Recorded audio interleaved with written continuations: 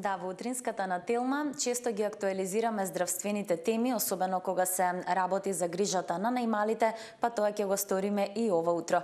Именно јуни се одбележува како месец посветен на зголемување на свеста за сколиозата и тоа е темата со која што во продолжение ќе разговараме со нашата соговорничка Маја Павловска-Цветковска, дипломиран физиотерапевт, специјалист по кинезитерапија, но исто така и сертифициран шрот тренер. Маја, добро утро и ви благодарам што се одзвавте на поканата за ова интервју. Кажете ни за почеток што представува сколиозата и како можеме да ја разликуваме од вообичаеното лошо држење на телото. Добро утро и на вас, фала ви за поканата. Значи, сколиоза е деформитет на ребетот кој што е во сите три рамнини. Не се однесува само на искривување на една страна, туку имаме и во секоја рамнина, тоа би значило дека има и ротација на пршлините, но и гледано од страна имаме рамен грб. За разлика од лошото држење на телото, кое што може да биде само кивотично држење, кое што би било навалено према напред или пак во една страна. Главната разлика е тоа што лошото држење на телото е последица на најчесто на физичка неактивност и долго седење во една иста позиција. А сколиозата пред се е идиопатска, односно тоа би значило дека не се знае точната причина зошто се јавува и сколиозите кои што ние ги третираме се токму тие и се околу 80% од сите сколиози. А на која детска возраст е најчесто и дали едно дете може да има сколиоза, а при тоа да нема чувство на болка?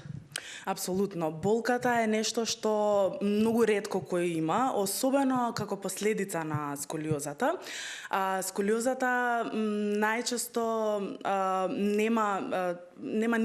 нема друг тип на репрезентација освен држењето на телото. Дури и оние деца кои што имаат сколиоза, а имаат болка, се поставува прашањето дали е болката од сколиозата или пак од долго време седење во една иста позиција и немање на физичка активност. Го споменавте долгото седење, односно штетите од него, па со оглед на тоа дека веќе започна летниот распуст за дечињата, има ли некои вежби што тие би можеле да ги прават во својот дом, па и начин истовремено како родителите да придонесат за превенција, што би ги советувале?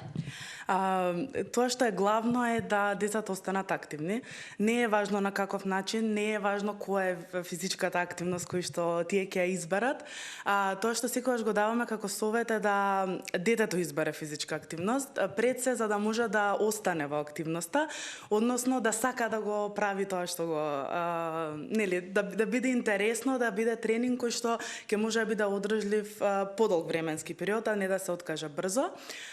Така што не би рекла дека пливањето е супериорно, иако е супер за во летен период.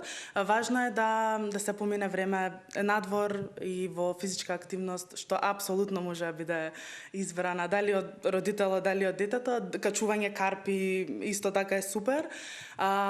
Важно е да се биде активен, да не се седи дома пред телевизор, пред компјутер, пред телефон.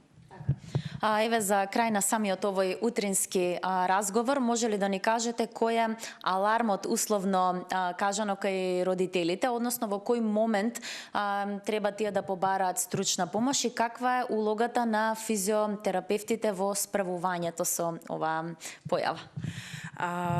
Главен период кој што треба да се внимава и да се пратат децата е периодот на пубертетот, односно периодот на кога имаме нагл раст и развој на детето. Тоа е кај женски од прилика околу 10 до 12 година, кај момчиња од 11 до 13.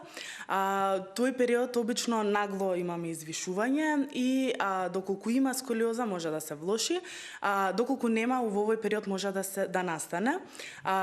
Важен е ризикот на прогресија, односно се прави рентген снимка каде што се гледа аголот на кобов агол на самата сколиоза и се пресметува ризик за прогресија, дали може таа и кој е степенот на ризик за да се влоши. Се работат главно вежби кои што се корективни по шрот метода, каде што точно во однос на кривината работиме корекција.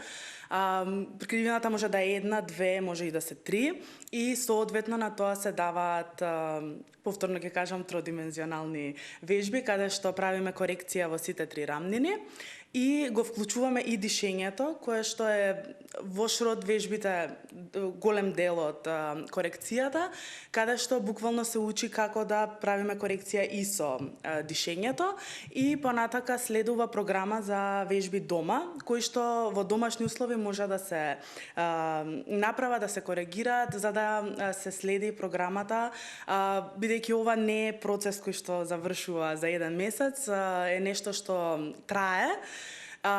И главното ние да спречиме прогресија. Тоа е нешто што ми е многу важно. Сакаме корекција нормално, меѓутоа е нешто што сакаме да спречиме да не се влоши, бидејќи се уште трае растот, и во помалите степени, да речеме 20 до 25, гледаме да спречиме носење на корсет.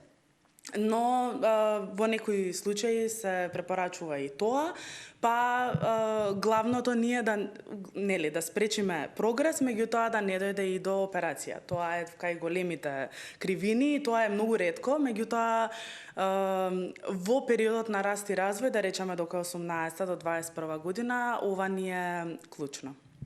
Ви благодарам, Маја, за ова исцрпно објаснување, а сите овие информации кои што беа споделени со нашите гледачи ова утро, ќе ги подкрепиме само со официјалните наоди од Институтот за јавно здравје, односно извештајот кој што ги сумира резултатите или наодите од систематските прегледи на децата, направени во текот на учебната 2023-2024 година, покажуваат дека деформитетите на рабетниот столб заедно со оние на градниот кош се застапени кај 16,6% од децата во основно образование и кај 12,4% од прегледаните средношколци.